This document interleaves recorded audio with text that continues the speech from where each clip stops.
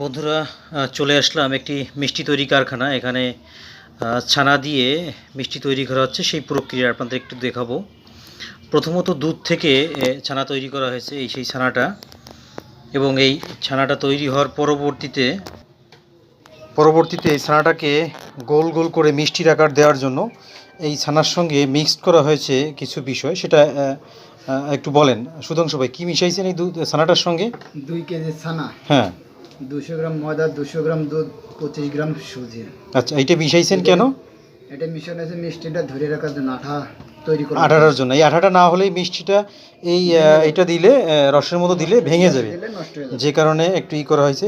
আপনার এরপরে সুন্দর সুন্দর করে মিষ্টির আকার দেওয়া হচ্ছে, এবং এরপর যেটা করা হচ্ছে সেটা হচ্ছে চিনি শিরার মধ্যে এটা আপনার ভিজিয়ে অর্থাৎ কিছুক্ষণ জাল দেওয়া হচ্ছে। তাহলে আপনার তৈরি হয়ে যাচ্ছে সুন্দর মিষ্টি তৈরি হয়ে যাচ্ছে। এরকম কালো আকারের মিষ্টিগুলো